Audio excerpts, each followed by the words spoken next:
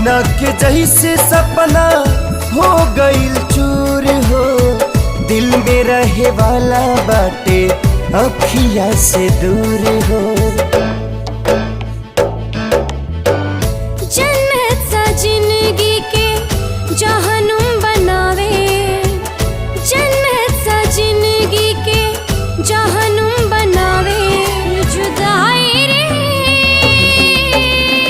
नाही जियावे ना मुआवे, ही जुदाई रे नाही जियावे ना मुआवे।